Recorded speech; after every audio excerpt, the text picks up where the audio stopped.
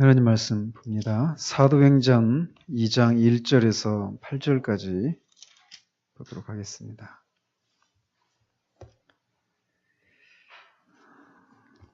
사도행전 2장 1절에서 8절까지 한 절씩 교독하도록 하겠습니다. 오순절 날이 이미 이름에 그들이 다 같이 한 곳에 모였더니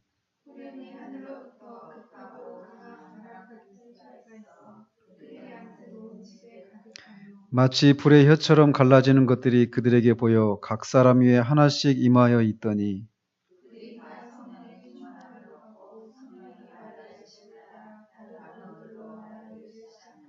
그때 경건한 유대인들이 천하 각국으로부터 와서 예루살렘에 머물러 있더니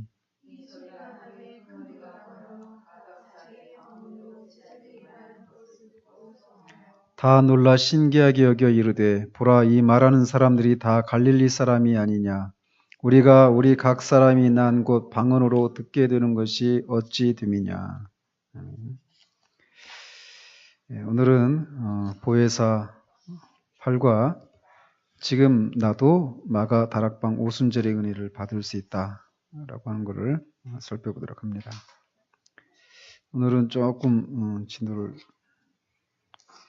오늘 이 한 거를 끝낼까 싶은데 한번 보도록 하겠습니다. 성령의 영속성 거기 부분입니다. 그 본문이 오늘 읽었던 사도행전 2장 1절에서 8절까지인데 도저는 사도행전 2장의 근거에서 이제 이 논의, 그러니까 성령의 그 영속성을 논의를 진행하려고 합니다. 흔히 사도행전 2장은 논쟁의 대상이 되지만 나는 이 논의가 논쟁거리에서 끝나지 않고 당신에게 실질적 도움이 되기를 원합니다. 이렇게 말을 합니다. 우리가 몇 번 반복을 했지만 사도행전 2장이 어떤 논쟁이 되냐면 뭐가 논쟁이 되냐면 이 오순절 사건이 계속 반복되느냐 아니면 한 번 이렇게 단위적으로 끝나는 사건이었냐 이 논쟁입니다. 그래서 토저는 이렇게 말합니다. 나는 오순절의 반복을 믿지 않고 대신 오순절의 영속을 믿는다. 이렇게 말을 합니다. 저도 이 견해에 동의를 하고 있죠. 오순절의 반복과 오순절의 영속은 전혀 다른 개념이다. 저는 여러분이 사도행전에서 발견되는 오순절의 영속적 요소들을 볼 수 있기를 원합니다. 그것들을 발견하려면 우선 여러분은 자신에게 오순절은 이 땅에 왔다가 가버렸는가 아니면 이 땅에 와서 계속 머무는가라고 문제 제기를 해야 합니다. 다시 말하지만 저는 오순절이 반복되어야 한다고 믿지 않고 그것이 영속되어야 한다고 믿는 입장입니다.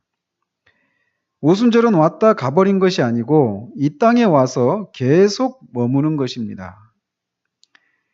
오순절이 역사적으로 한번 일어난 사건인 건 분명해요. 근데 그 오순절이 일어났었던 그 사건으로 빚어진 일들이 지금도 계속 지속되고 있다는 것이죠.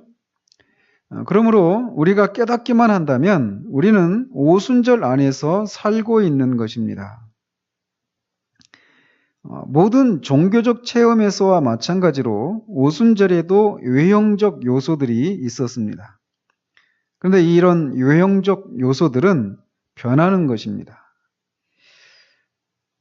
그런데 하나님은 외형적인 것들에 별로 관심을 갖지 않으십니다. 우리는 하나님이 외형적인 것들을 거의 강조하시지 않는다는 것을 성령님을 통해서 배워야 합니다. 이것도 굉장히 중요해요. 그래서 우리가 어떤 외형적인 것들을 똑같은 그런 조건을 갖추면 어떤 사람 개인적으로 경험했던 이것들을 자기도 경험할 수 있는 것처럼 생각하는 경향들이 있단 말이죠. 그러나 그렇지 않다라는 것이죠. 외형적인 것들을 하나님은 거의 강조하지 않으신다라는 거예요. 한편 내면적인 것들, 즉 성령님에게서 오는 것들이 있는데 이런 것들은 영속적이고 언제나 거의 변하지 않습니다.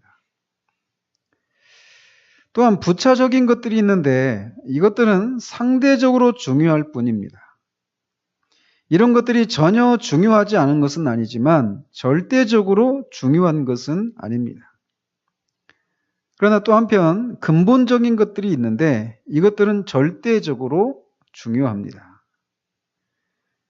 그래서 이제 오순절 성령 강림 사건에서 이렇게 외형적인 건 뭐고 내면적인 건 뭐고 근본적인 건 뭐고 부차적인 건 뭔가 이런 것들을 봐야 한다는 것이죠. 그래서 외형적이고 부차적인 것들은 반복되지 그렇게 거의 강조되지 않지만 근본적이고 내면적인 것들은 중요한 절대적으로 중요한 그런 것들이라는 것이에요. 그래서 이 내면적이고 절대적인 이런 것, 근본적인 이것은 또 영속되는 그런 성질의 것이다. 이거를 지금 얘기하려고 하는 것입니다. 우리는 사도행전 2장에 기록된 역사적 사실을 읽었습니다. 오순절 날에 예루살렘의 다락방에서 무슨 일이 일어나는 것입니까? 그곳에 약 120명의 사람들이 모여 있을 때 호련히 하늘로부터 급하고 강한 바람 같은 소리가 있었다라고 2장 2절에서 말합니다. 사도행전은 급한 바람이 지나가면서 모든 것을 날려버렸다라고 말하지 않습니다. 당신은 어딘가에서 대단한 바람이 불고 있다는 느낌을 주는 소리를 들어본 적이 있습니까? 사도행전의 기록이 바로 이런 것입니다. 그러니까 태풍 같은 그런 바람 같은 소리가 있었던 것이죠. 다시 말하지만 오순절 날에 신자들이 모인 방에 급하고 강한 바람 같은 소리가 있었습니다. 그들이 이 소리가 무엇인가 하고 생각할 때 갑자기 큰 불덩어리가 나타나 불의 혀같이 작게 갈라지더니 각 사람들의 머리 위에 머물렀습니다. 이 불은 하나님의 임재의 불이었습니다. 사도행전은 불의 혀같이 갈라지는 것이 그곳에 모인 사람들에게 보였다고 기록합니다. 촛불을 켜면 불꽃이 작은 혀 모양으로 됩니다. 즉 아랫부분은 넓고 위로 올라가면서 점점 가늘어집니다. 불의 혀같이 갈라지는 것이라고 하는 표현은 바로 이런 것을 의미합니다. 그러나 우리는 이런 표현에 집착할 필요는 없을 것입니다. 중요한 것은 하나님의 임재의 불이 각 사람들의 머리 위에 머물렀다는 것입니다. 또 중요한 것은 이렇게 불을 받은 신자들이 방언을 하기 시작했고 다른 나라들로부터 와서 예루살렘에 우거하던 사람들이 그들의 방언 말함을 들었다는 것입니다. 그래서 오순절 사건에 역사적으로 일어나는데 그 사건 중에 반복될 수 없는 요소가 무엇인가를 먼저 살펴보면 첫 번째로 온 교회가 한자리에 모였다라는 겁니다. 오순절 사건의 반복 불가능한 요소 중 하나는 온 교회가 한자리에 모였다는 것입니다. 이것이 가능했던 것은 당시에 그리스도인들의 수는 다 합해 약 120명 정도였기 때문입니다. 온 교회가 이렇게 한자리에 모이는 것이 그 후로는 불가능하게 되었습니다. 왜냐하면 그날에만 벌써 3,000명의 사람들이 거듭나서 그리스도의 몸인 교회 안으로 들어왔고 그 후 또 다른 때에 한 번에 5,000명의 사람들이 그리스도께 돌아왔기 때문입니다. 이 두 경우만 합해도 8,000명인데 확신하건대 당시에 예루살렘에는 8,000명의 사람들이 함께 앉아 있을 만한 건물이 없었을 것입니다. 그들이 앉기는커녕 서 있을 만한 건물도 없었을 것입니다. 2장 47절에 보면 복음이 계속 전파됨에 따라 주께서 구원받는 사람을 날마다 더하게 하셨다라고 기록되어 있어요. 그래서 시간이 흐를수록 그리스도인의 수가 계속 증가했기 때문에 온 교회가 한자리에 모일 수 있을 정도로 넓은 건물을 찾는 것은 불가능했다라는 거죠. 그래서 내가 아는 한 온 땅의 그리스도인들이 한자리에 모인 일은 오순절 이후에 결코 반복되지 않았습니다. 온 교회가 한 자리에 모인 것은 오순절 사건 중에서 반복 불가능한 요소 중 하나입니다. 이거는 반복될 수가 없는 거죠. 그리고 두 번째로 급하고 강한 바람 같은 소리가 있었던 것도 반복될 수 없는 그런 요소다라고 말을 합니다. 저는 교회사를 비롯한 이런저런 분야의 책들을 광범위하게 읽었지만 오순절 이후에 하늘로부터 급하고 강한 바람 같은 소리가 들리는 사건이 일어났다는 얘기는 못 들었습니다. 나는 장로교, 감리교, 성공회, 모라비아파 및 기타 어떤 교파의 모임에서도 이런 사건이 일어났다는 기록을 본 적이 없습니다. 이런 사건은 오직 오순절에 일어났을 뿐입니다. D.L. 무디는 미국의 동부 지역에서 사람들을 모아 소나무 숲에서 집회를 가졌습니다. 그곳에서 며칠 동안 집회가 계속되었지만 아무 일도 일어나지 않았습니다. 무디는 사람들 앞에서 일어나 내일은 우리 집회의 마지막 날입니다. 우리는 성령 충만을 받지 않고는 집으로 돌아갈 수 없습니다. 다시 위로 올라가 하나님께 간구합시다 라고 말하지 않을 수 없었습니다. 사람들은 산으로 올라가 소나무 아래에 앉았으며 성령님이 강력하게 그들 위에 임하셨습니다. 그 다음날 집회가 끝난 후 사람들은 기차를 타고 사방으로 흩어졌습니다. 역사가에 따르면 어느 곳을 가든지 그들은 마치 들판을 달리는 삼손의 여우들처럼 성령의 불을 옮겼다고 합니다. 그러나 무디가 인도한 집회에 성령님이 임하신 것은 사실이지만 그 어떤 집회에도 급하고 강한 바람 같은 소리가 있었던 것은 아니었습니다. 따라서 이 급하고 강한 바람 같은 소리, 이것은 오순절 이후에 반복되지 않았다라는 것이죠. 세 번째로 불의 나타남이 있었던 것도 반복되지 않는 그런 유형적인 사건입니다.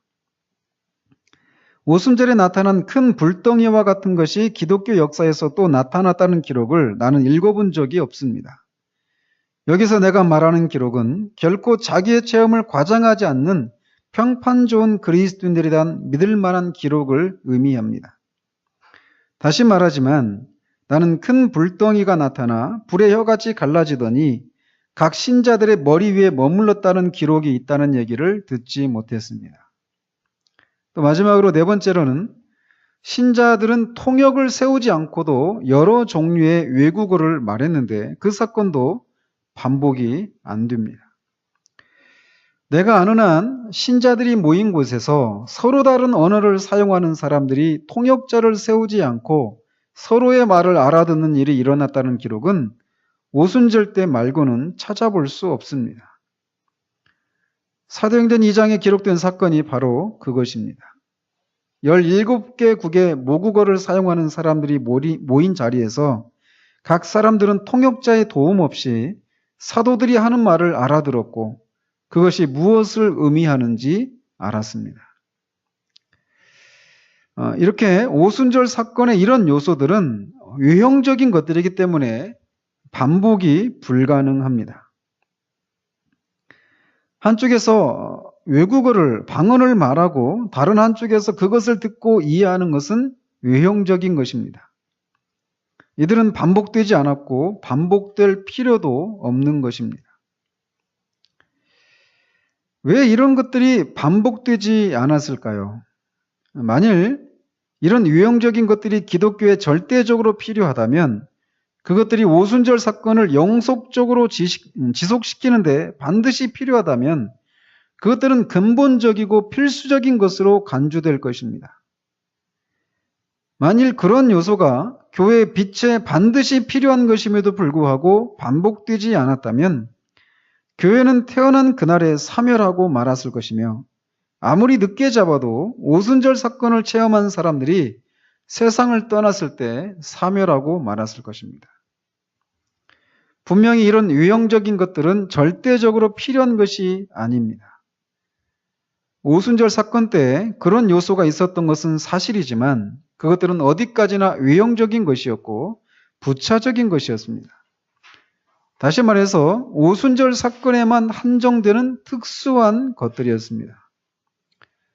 그렇다면 우리는 어떻게 해두느냐면 이런 외형적인 것들이 우리가 성령 충만함을 이렇게 이렇게 추구할 때 이런 것들을 우리가 추구해서는 안 된다라는 것이에요. 근데 우리가 은연중에 그런 또 개인적으로 그런 간증을 하는 경우들도 있잖아요. 제가 아는 목사님도 이렇게 개인적으로 강단에서 기도하는데 강단에서 불이 나왔다 이런 간증을 하거든요.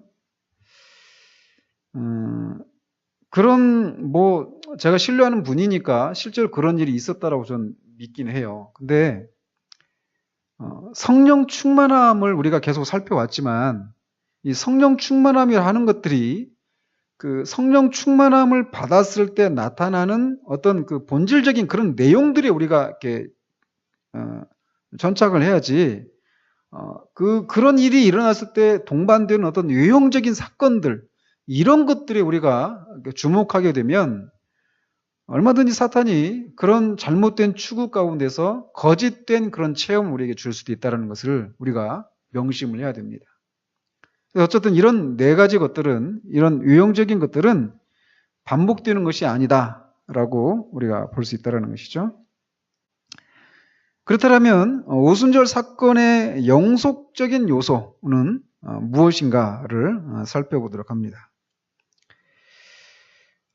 방금 살펴본 대로 급하고 강한 바람 같은 소리, 불의 혀같이 갈라진 것이 사람들의 머리 위에 임한 것, 17개 나라에서 온 사람들이 동시에 자기들의 말로 하나님의 큰 일에 대해 들은 것. 또 한 가지가 뭐죠? 온 교회가 모인 것, 한자리에. 이런 요소는 사라지고 다시 반복되지 않았습니다. 그렇다면 이와는 달리 영속적으로 머문 것은 무엇일까요? 다시 말해서 오순절 사건의 영원하고 영속적인 요소는 무엇인가라는 겁니다. 오순절 날에 이 같은 것들이 주어졌는가? 그러니까 오순절 날에 이렇게 영원하고 영속적인 그런 것들이 주어졌는가? 이렇게 묻는 거예요. 넘쳐난 물이 흘러가 버린 후에도 남아있는 침전물처럼 영속적으로 남은 것이 있는가? 내적이고 천상적이고 영구적이고 항구적인 것이 그날에 일어났던 사건 속에 일어났는가? 이것이 무엇인지 알려면 우리는 예수님의 약속에 대해 알아야 합니다. 요한복음 14장 16절에서 예수님은 내가 아버지께 구하겠으니 그가 또 다른 보혜사를 너희에게 주사 영원토록 너희와 함께 있게 하시리니 라고 약속하셨습니다. 또한 그분은 요한복음 16장 14절에서 그가 내 영광을 나타내리니 내 것을 가지고 너희에게 알리겠음이니라 라고 말씀하셨습니다. 이 주님의 약속의 성취가 오순절 사건에 일어나는 것이란 말이죠. 그러니까 이 주님이 약속하신 것이 그때 오순절 때 성취가 되어서 나타났는데 그런 내용들이 뭐냐라는 것이죠. 첫 번째로 성령님은 그리스도를 증거하신다라는 겁니다. 예수 그리스도께서는 자신을 증거할 수 있는 능력과 권세를 가진 분이 오실 것이라고 약속하셨습니다. 그래서 오순절 날에 성령님이 오셔서 모인 자들 위에 임하셨을 때 가십시오. 그때 베드로는 일어나서 제자들이 술에 취한 것이 아니라 유대인들이 십자가에 못 박은 이 예수를 하나님이 주와 그리스도가 되게 하셨기 때문에 오순절에 놀라운 기적이 일어났다라고 외쳤습니다. 또 베드로는 하나님이 오른손으로 예수를 높이심에 그가 약속하신 성령을 아버지께 받아서 너희 보고 듣는 이것을 부어주셨느니라 라고 증거했습니다. 예수님은 요한복음 16장에서 그러나 내가 너희에게 실상을 말하노니 내가 그를 너희에게로 보내리니 그가 와서 죄에 대하여 세상을 책망하시리라 라고 말씀하셨습니다. 그리스도께서 성령님의 강림을 약속하신 것은 성령님이 오셔서 죄인들에게 죄를 깨닫게 하고 신자들에게 그리스도를 보여주도록 하기 위함이었습니다. 그러니까 이렇게 성령님이 오셔서 그리스도가 바로 주와 그리스도다라고 하는 것을 드러내시고 증거하시는 일을 하셨단 말이죠. 그러니까 이 일은 우리가 성령으로 충만함을 받을 때 모든 사람들이 경험하게 되는 일들이라는 것이 예수님에 대해서 우리가 알게 된다는 것이죠. 그리고 또 두 번째로 행할 수 있는 능력을 주십니다. 예수님은 제자들에게 너희는 위로부터 능력을 입히울 때까지 이 성에 유하라 라고 명령하셨습니다. 영어로 파워라고 하는 이 능력이라는 말은 무엇을 행할 수 있는 능력을 의미합니다.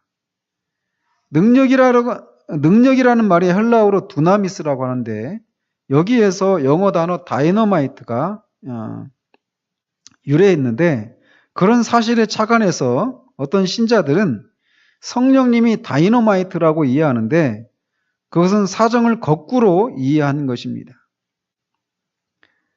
다이너마이트라는 단어가 헬라어에 따라서 이름 붙여진 것이지 하나님의 능력과 성령님이 다이너마이트라는 단어에 따라 이름 붙여진 것이 아닙니다. 다이너마이트를 발견한 사람이 누구죠? 해마다 그 상을 주죠. 세계적으로 각 분야에서 뛰어난 업적을 남긴 사람들. 노벨이죠. 노벨이라는 사람이 이 다이너마이트를 발견했죠. 너무나 이걸 인해서 막 이제 세상에 이렇게 파괴적인 그런 일들이 일어났잖아요. 그걸로 엄청 돈을 벌었거든요. 노벨이. 근데 그것에 대한 속죄의 개념으로 자신의 재산을 이렇게 기부하고 세계 평화와 문학과 예술 각 분야에서 공헌을 한 사람들에게 상을 주는 거. 이게 노벨상입니다. 근데 이 다이너마이트가 발견된 것은 200년도 되지 않지만 우리가 가진 성경에서 능력이라는 단어로 번역된 이 두나미스라고 하는 헬라어는 예수님의 시대에도 사용되었습니다. 다시 말하지만 이 두나미스라고 하는 헬라어 뜻은 무엇을 행할 수 있는 능력입니다. 어떤 사람이 바이올린을 집어들고 연주를 하지만 귀에 거슬리는 끽끽 소리만 냅니다. 이 사람은 바이올린을 연주할 능력이 없는 것입니다. 그러나 다른 사람이 그것을 집어들자 아름다운 곡조가 울려 퍼집니다. 어떤 사람이 권투 글러브를 끼고 링에 오르지만 두 주먹을 들어 올리지도 못합니다. 그러나 그의 상대는 번개처럼 두 손을 돌려 그를 다운시키고 맙니다. 후자에게는 상대를 다운시킬 능력이 있는 것이고 전자에게는 그럴 능력이 없는 것입니다. 물론 승리를 거두는 사람은 능력의 소유자입니다. 능력이 있다라고 하는 것은 감당해야 할 일을 이룰 수 있는 강력한 힘이 있다라는 것을 의미합니다. 그런데 예수님은 무엇을 이룰 수 있는 이런 능력이 우리에게 임할 것이다라고 약속하신 것입니다. 그래서 여러분이 전도자라면 여러분은 하나님의 말씀을 쉽게 이해시킬 수 있는 능력을 받게 될 것입니다. 당신이 하나님의 이름으로 무슨 일을 하든지 성령님은 그 일을 감당할 수 있는 능력을 당신에게 주십니다. 성령님은 당신에게 승리할 수 있는 능력, 의롭게 살 수 있는 능력, 예수님을 바라볼 수 있는 능력, 천국을 바라보며 살 수 있는 능력을 주실 것입니다. 이렇게 성령님은 무엇을 행할 수 있는 능력을 주십니다. 자, 이 부분에서 우리가 조금 이렇게 세분할 필요가 있어요. 그러니까 루이 존스는 성령의 충만함 또는 여기서 토저는 성령 충만함이라 하지만 성령 세례라고 이렇게 세분해서 말을 하잖아요. 그래서 성령 세례를 받을 때 나타나는 능력이 뭐냐면 증거의 능력이라고 그랬잖아요. 그죠? 그러니까 똑같이 예수는 그리스도다, 주다 이렇게 말하면서 복음을 전하는데 어떤 사람은 그 사실에 대해서 변호인과 같이 이렇게 말하게 되고 어떤 사람은 증인으로서 그렇게 말하는, 그래서 듣는 사람이 그 두 사람의 경우에 그 증인으로서 이렇게 말씀을 전하는 사람에게서 어떤 그런 능력을 감지할 수 있는 것이 이렇게 성령 세례 결과 능력이 주어졌기 때문이다 이런 얘기를 했잖아요. 그죠? 근데 토저는 이 이 성령 세례를, 로이 존스는 성령 세례를 이렇게 복음을 증거하는 이런 능력에 국한시켜서 얘기하고 있는 반면, 토저는 보십시오. 여기서도 승리할 수 있는 능력, 죄나 세상의 유혹에 대해서 승리할 수 있는 이런 것들이겠죠. 의롭게 살 수 있는 능력, 이런 것들은 성령 세례라고 하는 단어를 사용해서 로이 존스가 말하는 것과는 조금 다른 개념이란 말이에요. 이런 면에서 좀 이 토저가 성령 충만이라고 하는 개념 속에 좀 이렇게 넓은 의미의 그런 성령 충만을 여기서 얘기하고 있는 것을 알 수 있어요.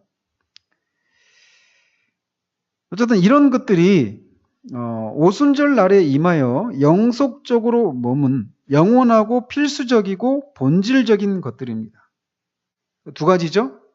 예수님에 대해서 알려주는 거죠. 그리고 행할 수 있는 능력을 주는 거.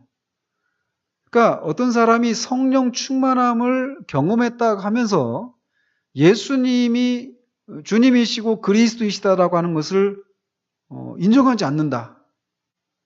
그러면서 어떤 능력은 행한다. 그럼 그게 성령 충만함을 받은 거라 할 수가 없죠. 이 두 가지는 같이 있는 거예요. 그런 면에서 우리가 어떤 사람이 성령 충만함을 경험하고, 그러니까 예수가 주님이시고 그리스도다, 이 사실은 결국 그 사실 앞에는 우리 자신에 대한 그런 이해도 있는 거죠. 같이. 뭡니까? 예수님이 주님이시고 그분이 그리스도다. 그 얘기는 그로 말미암아서만 우리가 구원을 받는다라고 하는 이런 복음의 어떤 핵심적인 그런 진리도 포함되어 있는 거예요. 그 얘기는 결국 우리의 어떤 것으로 구원을 받을 수 없다라는 사실을 전제하고 있는 거죠. 그리고 그 사실은 우리의 구원에 있어서 우리가 자랑할 것이 아무것도 없다라고 하는 것도 전제하는 거예요. 그러니까 결국 어떤 심리 상태가 되겠습니까? 겸손해지겠죠. 그죠? 그러니까 누군가가 어떤 능력을 경험했, 성령의 체험을 했다라고 하면서 겸손하지 않고 자신을 드러내고 또 예수님에 대해서 마땅히 알아야 될 그 진리를 제대로 알지 못하면서 능력이 나타난다. 그거는 성령 체험이 아닐 수 있다는 것이. 이 두 가지를 우리는 분명히 알아야 됩니다. 그런 능력을 경험하면서 그런 능력을 경험한 자신을 높이고 자신을 드러내고 자랑하는 그런 것만 있다면 그거는 성령의 체험이 아니다라고 할 수 있어요. 급하고 강한 바람 같은 소리, 불의 혀같이 갈라지는 것이 각 사람들에게 임한 것, 그리고 제자들이 외국어로 하나님의 큰 일을 증거한 것은 내가 아는 한 반복되지 않았습니다. 그러나 그 이후에도 보혜사는 오셨다라는, 이런 것이 반복되지 않았음에도 불구하고 보혜사가 오셨다라는 거예요. 보혜사는 오셔서 사람들을 충만케 하셨습니다. 보혜사가 오셔서 성도들 안에 머무셨습니다. 그리고 그분은 오셔서 그리스도를 증거하셨고 올바른 삶을 살 수 있는 내적이고 도덕적 능력과 하나님의 일을 행할 수 있는 내적인 능력을 그들에게 주셨습니다. 이 능력은 이 땅에 머물렀고 지금도 이 땅에 있습니다. 만일 이 능력이 우리에게 없다면 그것은 우리가 잘못 배웠기 때문입니다. 어떤 잘못된 선생들이 이 능력에 대한 두려움을 우리에게 심어주었기 때문에 우리가 이 능력을 회피한 것입니다. 또는 어떤 그리스도인들이 우리에게 두려움을 주어 성령님으로부터 멀어지도록 만들었을 수도 있습니다. 그러면서 이제 우리로 하여금 이 성령 충만함을 받는 것을 우리 안에서 두려워하게 만드는 그 원인, 근본적인 원인이 사탄의 전략이다라고 하면서 이제 그걸 드러내고 있어요.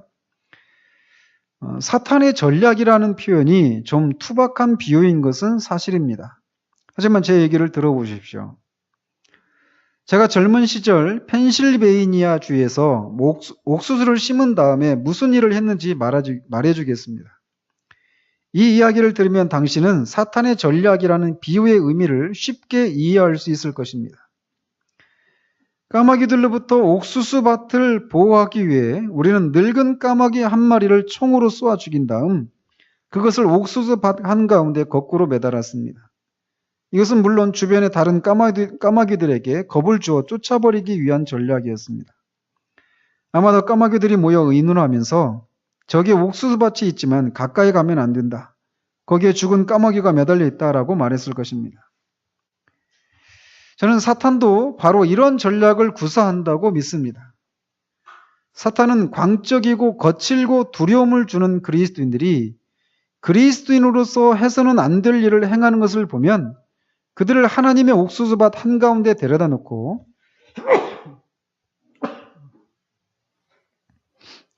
성령님에 대한 교훈에 가까이 가지 말라. 만일 그렇게 했다간 이런 광적인 사람들처럼 될 것이다 라고 겁을 줍니다.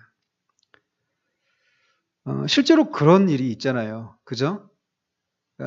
권사님 그 전에 다니던 교회에서 막 한때 그 교회에서 막 귀신 들린 사람들이 많이 있었죠.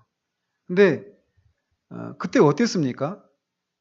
막 이렇게 기도하고 어떤 뭐 그런 것에 대한 열심이 있었던 때죠. 그죠? 이런 어떤 성령의 능력을 경험하기를 사모하고 그런 것을 이렇게 열심히 추구하는 중에 뭐 귀신이 들린다든지 뭐 더 심한 일도 있을 수 있고 뭐 아무튼 뭐 여러 가지 전략이 있겠죠. 그런 일들이 일어났을 때 사람들이 어떻게 되겠습니까? 다 기도하는 것을 두려워하겠죠. 그죠? 실제로 그런 일들이 있어요. 그래서 그런 광적인 사람들처럼 되지 말아야 된다 하면서 그 본질적인 것들을 추구하지 못하게 되는 그런 것이 있단 말이죠. 성령 충만하다고 주장하는 사람들이 섬뜩한 행동을 하는 경우들이 많기 때문에 하나님의 자녀들은 두려움을 느낍니다. 당신이 하나님의 자녀들에게 성령 충만에 대해 얘기하기 시작하면 그들은 나는 관심 없습니다. 내가 보니까 저기 옥수수밭 한가운데 죽은 까마귀가 있었습니다라고 말하며 얼른 도망칠 것입니다. 형제여, 물론 저는 두려움에 사로잡혀 나의 정당한 권리를 포기하는 어리석은 행동을 하지는 않습니다. 일부 사람들이 그리스도인으로서 그들의 생득권을 어떻게 사용해야 할지 모른다고 해서 내가 두려움을 느껴 나의 생득권을 포기하지는 않습니다. 일부 사람들이 그리스도인의 생득권과 아무 상관없는 것들을 보고 실망한다고 해서 내가 실망을 느껴 나의 생득권을 포기하지는 않습니다. 나는 하나님이 나를 위해 준비하신 모든 것을 누리기를 원합니다.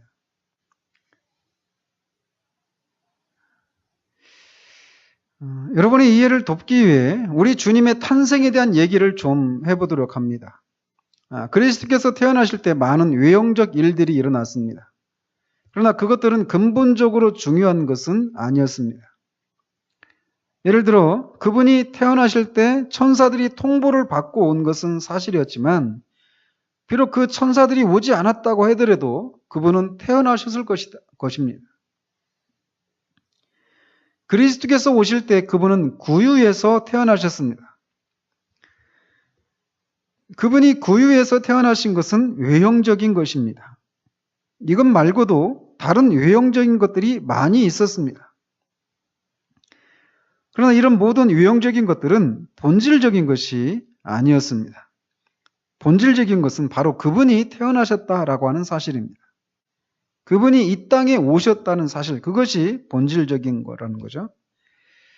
그분이 육신이 되어 우리 가운데 거하셨다는 사실, 그분이 인간의 본성을 취하셨다는 사실, 인류를 십자가에서 구속하기 위해 말씀이 육신이 되셨다는 사실, 이런 사실들이 근본적인 것들이죠. 이런 사실들은 일시적으로 머물다 가버리는 것이 아닙니다. 다른 유형적인 것들은 중요하지 않습니다. 중요한 것은 내적인 것입니다. 천사들을 보지 못한 수천 명의 사람들이 그리스도의 구원 능력을 체험했습니다. 통방박사들을 보지 못한 수천 명의 사람들이 그리스도께서 베푸시는 신유의 능력을 보았습니다. 이처럼 우리 주님의 탄생에서 배울 수 있는 교훈은 사도행전 2장에도 그대로 적용이 됩니다. 사도행전 2장에서도 아까 살펴본 것처럼 그런 부차적인 외형적인 많은 것들이 있었지만 거기에서 본질적이고 영원한 의미는 바로 보혜사가 오셨다는 것입니다. 하나님께서 우리 가운데 오셨다는 것입니다. 하나님이 그분 자신을 우리에게 주신 것입니다. 그분은 자신을 쏟아 부어 주셨습니다. 그렇기 때문에 베드로는 하나님이 오른손으로 예수를 높이심에 그가 약속하신 성령을 아버지께 받아서 너희 보고 듣는 이것을 부어 주셨느니라 라고 증거한 것입니다. 자, 이렇게 오순절에 있어서 유형적이고 본질적인 이런 것들이 있다라는 것을 이렇게 살펴보고 성령님은 그 어느 때보다도 지금 우리에게 더욱 필요한 분이시다라고 하는 것을 살펴보도록 합니다. 저는 지금 우리가 교회 역사에서 매우 중대한 시기에 살고 있다고 믿습니다. 거듭 말씀드리지만 이 책이 60년대 초반에 쓰여진 책이란 말이죠. 근데 여기서 지금 말하고 있는 이 일이 그러니까 지금 50년 전에 쓰여진 책이란 말이에요. 그런데도 여기서 말하고 있는 것들이 지금 우리 시대에도 그대로 고스란히 적용이 되고 있다라는 것이죠. 지금 우리는 교회 역사에서 매우 중대한 시기에 살고 있는데 근본주의 교파와 복음주의 교파가 지금까지 해왔던 것처럼 앞으로 계속한다면 근본주의자들은 모두 자유주의자가 될 것이고 자유주의자들은 대부분 유니테리언 교도, 그러니까 삼위일체설을 부인하는 이단이죠. 이를테면 여호와의 증인 이런 거죠. 그런 사람들이 될 것입니다. 그러니까 지금까지 해왔던 것처럼 계속한다. 이 얘기는 뭐냐면 성령의 충만함이 없이 그냥 계속 이렇게 근본주의는 근본주의 방식으로, 자유주의는 자유주의 방식으로 그렇게 그들의 가르침을 따라 살아간다면 그렇게 된다라는 것이에요. 언젠가는 근본주의자가 자유주의자가 되고 자유주의자는 유니테리언이 될 거다. 이런 얘기죠. 지금 우리에게는 성령님의 부어주심이 절대적으로 필요합니다. 하지만 우리의 생득권을 사용하는 데 실패했다는 것을 인정하지 않으면 성령님은 임하시지 않을 것입니다. 이렇게 보고 계시는지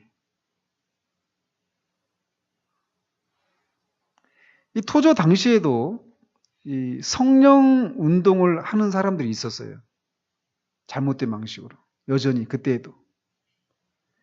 지금도 마찬가지죠. 지금도 성령 운동을 하는 사람들이 있어요. 잘못된 성령 운동을 하는 사람이 지금 우리 시대에도 있어요. 그런데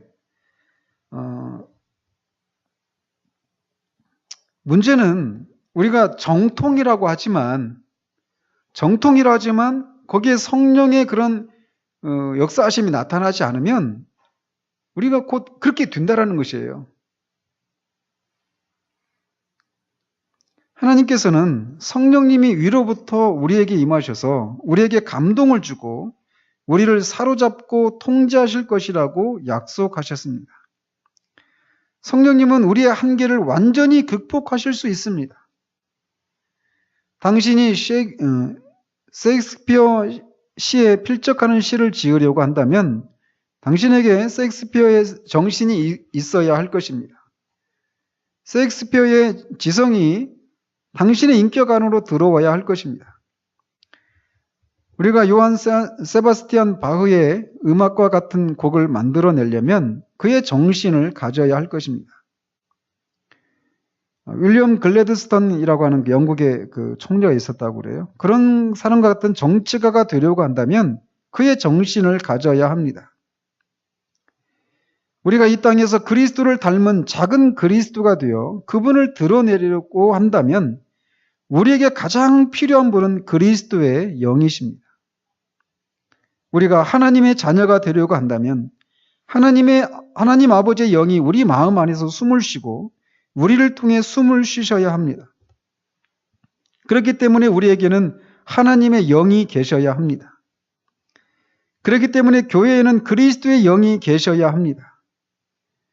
하나님은 교회에게 교회의 능력을 초월하는 능력을 받아서 살라고 요구하십니다. 다시 말해서 하나님은 교회에게 인간의 능력과 힘의 한계 안에 머물지 말고 그것을 초월하는 차원에서 살라고 명령하십니다. 이 부분을 잘 들으십시오. 하나님은 가장 미약한 그리스도인에게도 기적의 삶을 살라고 명령하십니다. 제가 말하는 이 기적의 삶은 인간의 한계를 초월하는 강력하고 순수한 영적이고 도덕적인 삶을 가리킵니다. 이런 삶을 가능케 하시는 분은 오직 예수님 뿐이십니다. 예수님은 자신의 영을 그 백성들에게 보내기를 원하십니다. 예수님의 영이 위로부터 우리에게 임하시면 우리에게 정신적, 도덕적 및 영적 영향을 미치게 됩니다. 우리의 삶이 이렇게 가난하고 무능력한 것은 결국 이 문제에 있는 것이죠. 따라서 성령을 받기 위한 준비가 필요한데 우리가 어떤 준비를 해야 되는가라는 겁니다.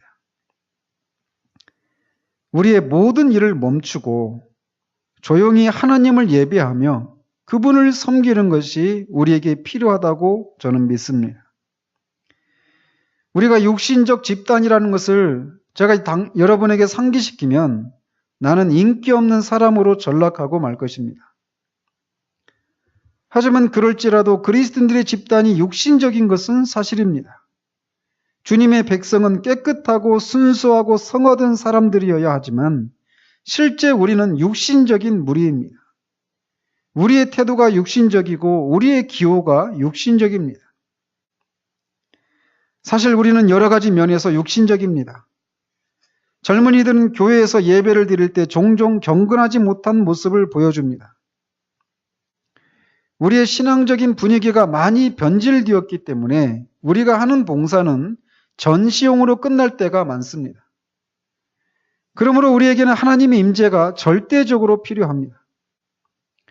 우리 병은 단지 설교로서는 고쳐지지 않을 것입니다. 여러분은 여기에 동의가 되십니까? 저는 정말 절감을 합니다.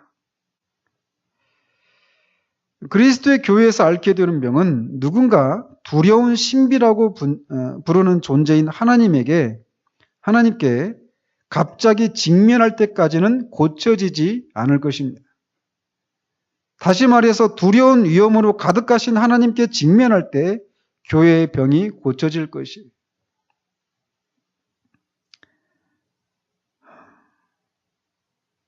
우리는 그런 얘기를 하잖아요. 그러니까 하나님의 뜻대로 살아야 된다. 거기에 우리가 다 그리스도인이라면 다 동의를 하죠. 그죠? 근데 그런 얘기를 들으면 다 안다라고 말을 하죠. 근데 사실 아는 게 아니에요.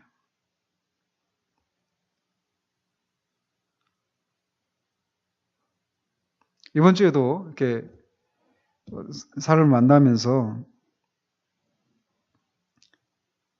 문제는 이 하나님의 존재 앞에 우리가 직면해서 우리가 누구인지를 알게 되면 그냥 지금까지 우리가 알고 나는 뭐 하기 때문에 이렇기 때문에 저러기 때문에 이렇게 하지 못한다라고 우리를 합리화시키고 정당화시켰던 그 모든 변명들이 설 수가 없습니다. 그냥 하나님의 그 거룩하신 임재 앞에 우리가 딱 직면해 서면 그냥 어떤 그 급격한 변화들이 일어나기 마련이에요. 무엇인가 하게 되어 있습니다. 근데 그런 것이 우리 가운데 없다라는 얘기는 이렇게 이 두려운 신비라고 불리는 이 거룩하신 하나님의 임재 앞에 우리가 직면해하고 있지 못하기 때문이라는 거예요. 그래서 우리에게는 이것이 필요한 거예요. 그래서 우리가 매 예배 때마다 예배를 위해서 우리가 기도하는 게 그거잖아요. 하나님의 성령께서 우리 가운데 임재해 주시기. 그렇다면 일이 일어나지 않겠어요? 물론 저부터 이 변화가 일어나겠죠.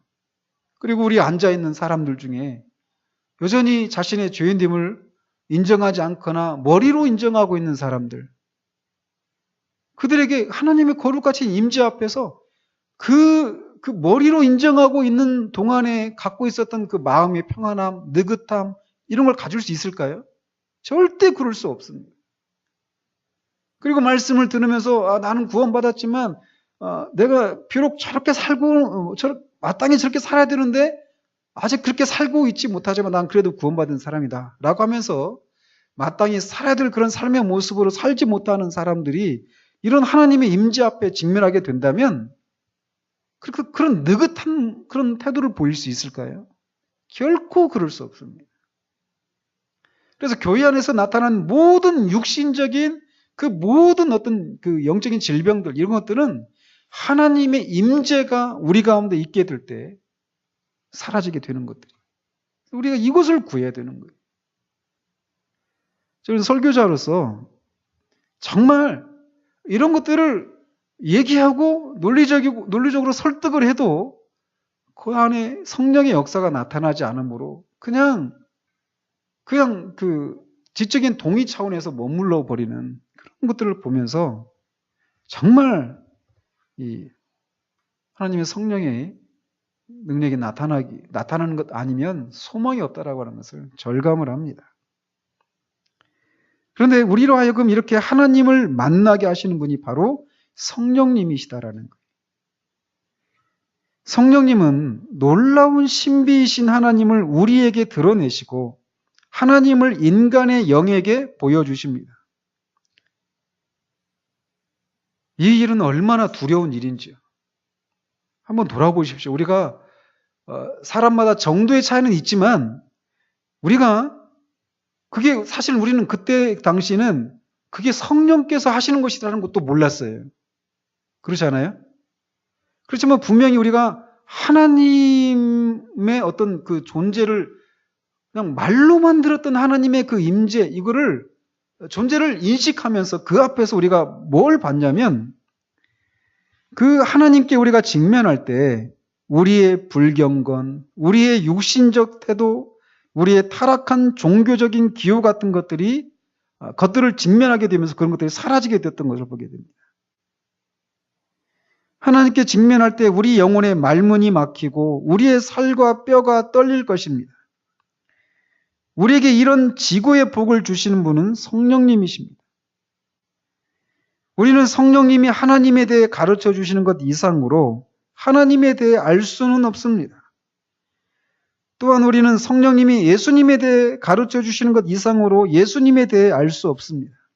왜냐하면 하나님과 예수님에 대해서 가르쳐 주시는 분은 오직 성령님이시기 때문입니다. 우리가 얼마나 성령님을 슬프게 해드렸습니까? 우리가 얼마나 성령님께 무례한 짓을 했습니까? 우리가 얼마나 성령님을 거부했습니까? 성령님은 우리를 가르치는 분이십니다. 그분이 우리를 가르치시지 않으면 우리는 아무것도 알 수 없습니다. 그분은 우리에게 빛을 비추어 주시는 분이십니다. 그분이 빛을 주시지 않으면 우리는 아무것도 볼 수 없습니다. 그래서 계속 기도하는 거예요. 성령께서 빛을 비춰주시기로. 그분은 듣지 못하는 우리의 귀를 고쳐주시는 분이십니다. 그분이 우리의 귀를 만져주시지 않으면 우리는 아무것도 들을 수 없습니다. 이 진리를 모른 채 교회들은 몇 주, 몇 달, 그리고 몇 년 동안 동분서주했습니다. 살아계신 하나님의 영의 임재 없이 교회들은 그토록 오랜 세월 동안 방황했습니다. 오 나의 영혼아, 성령님 앞에서 잠잠하고 엎드려 마음으로부터 성령님을 숙모하라. 성령님이 우리에게 오셔서 이렇게 우리의 눈을 열어주셨고 귀를 열어주실 때 하나님에 대해서, 예수님에 대해서 그 실체적인 어떤 그런 진리들, 그분의 인격, 이런 것을 우리가 깨닫게 되는 일들이 일어나죠. 그러니까 이런 과정이 없이 교회를 오랜 동안 다니면서 계속 말씀을 들으면 들은 풍월이 있잖아요. 그래서 그런 교리들을 많이 이렇게 듣게 되면 그것도 이제 계속 공부하고 하다 보면은 어떤 그런 지적인 체계가 세워지지 않겠어요? 그죠? 그렇지만 그 진리가 그런 지적인 그런 그 지식이 우리의 존재를 변화시킨다거나 이런 삶을 변화시킨다거나 이렇게 나타나지 않는 것은 뭐냐면 성령의 역사하심이 없기 때문에 그래요. 그러니까 뭐 다 맞는 말을 하죠. 다 들었으니까. 다 교리적이고 성경적인 얘기를 해요. 그런데 무엇인가 부족한 거예요. 다 맞는 말인데 무엇인가 부족해요. 그 무엇이냐면 바로 성령의 그 역사하심이 없는 거예요. 그래서 그 진리 앞에 그 심령이 깨뜨려진 그런 흔적이 없는, 그래서 그 신앙이라고 하는 것이, 삶이라고 하는 것이 피상적이죠. 다 진리를 말하는데 피상적이에요. 오늘날의 교회 현실이에요. 제가 볼 때. 제가 지금 여러분에게 전하고 싶은 소식은 하나님이 우리에게 임재하실 수 있다는 사실입니다. 하나님께서 자신을 사람들에게 주기 위해 인류를 찾아오신 것이 오순절 사건입니다. 그분이 우리를 찾아오신 목적은 우리가 마치 공기를 들이마시듯이 그분을 들이마시도록 돕고 그분이 우리 안에 충만히 거하시기 위해서입니다. A.B. 심슨이라고 하는 박사가 있는데 이분이 세운 교단이 있어요. 그 교단 소속 목사님이에요. 토저 목사님도. 이번에 전기를 그러니까 직접 읽지는 않고 전기에 나온 그 얘기를 토저 목사님 어떤 책에서 읽었는데 심슨 박사님도 이분이 이제 중병에 걸렸어요. 죽을 병에. 근데 그 상황 가운데서 깊은 고민을 했다고 그래요. 뭐냐면 예수님이 성경에 있는 진리를 그대로 믿었으니까. 그러니까 그럼 병이 낫고 하는 이런 일들이 가능하다라고 하는 것이죠. 그러면서 이제 그런 기도 끝에 이분이 그 죽을 병에서 나아요. 병에서 나으면서 이분이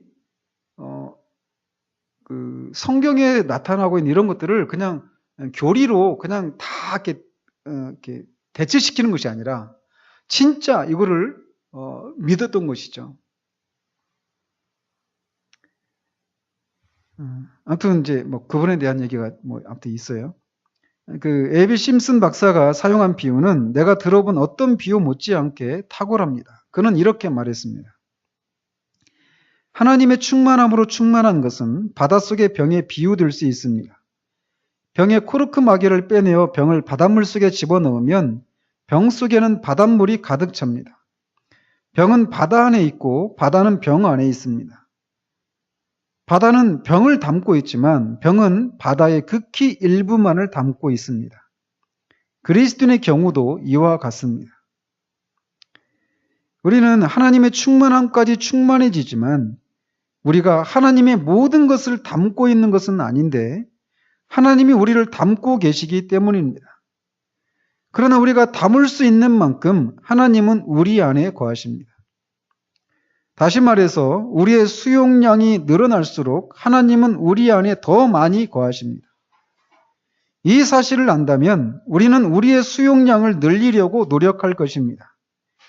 우리가 하나님과 동행할수록 우리의 수용량은 늘어날 것입니다. 하나님은 우리 가운데 계십니다. 만일 아주 유명한 사람이 우리 교회를 방문한다면 안내인들은 어찌할 바를 몰라 쩔쩔맬 것입니다. 하물며 하나님이 우리를 찾아오신다면 우리는 어떻게 해야 하겠습니까?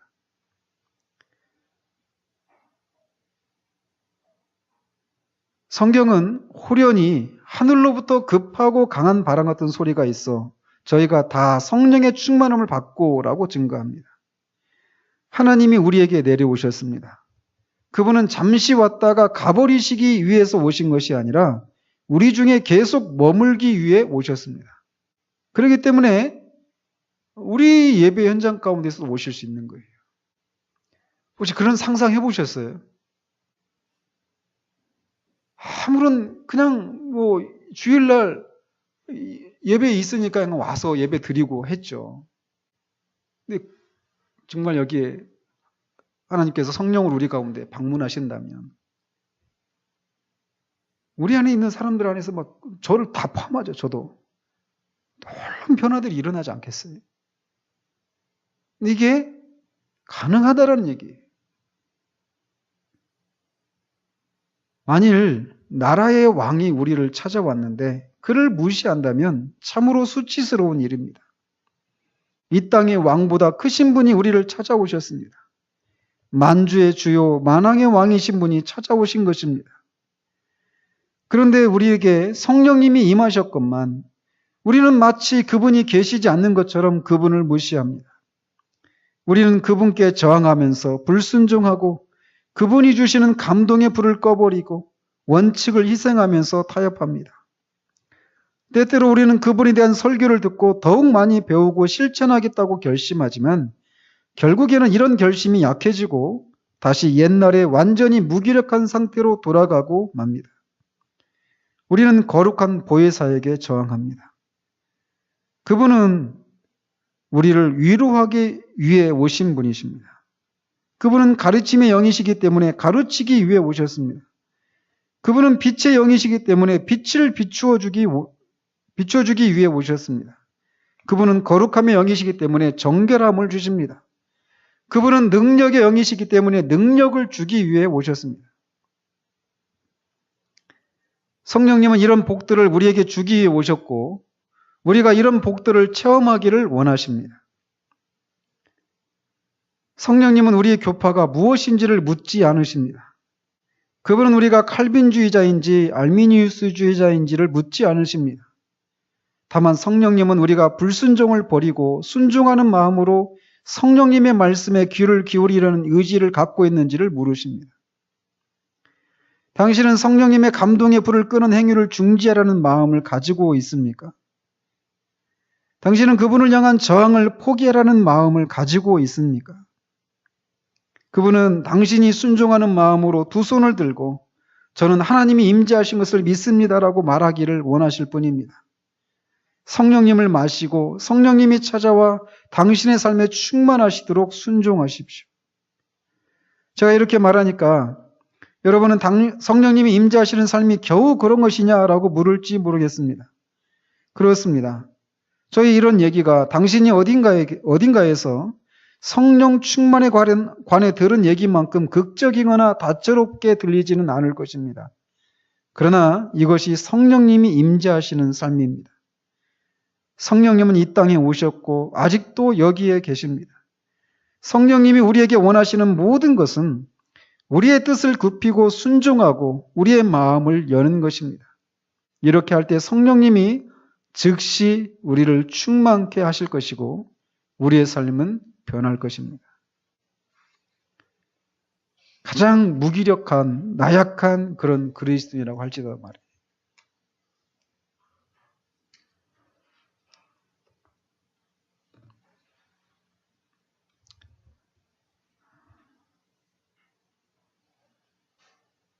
그러므로 우리가 개인적으로 홀로 있을 때이든지 아니면 이런 교회 안에서 이런 모임으로 모일 때이든지 간에 정말 성령께서 지금이라도 즉시 오셔서 하나님의 그 임재를 우리에게, 그리스도를 우리에게 드러내시고 우리 삶에 그런 거룩하고 의로운 삶을 살 수 있는 그런 능력을 주셔서 우리로 하여금 무기력하지 않은 그런 삶을 살 수 있게 하실 수 있는 그런 분이신 것을 우리가 기대하면서 모든 모임에, 모든 순간에 임해야 할 것입니다. 기도하도록 하겠습니다.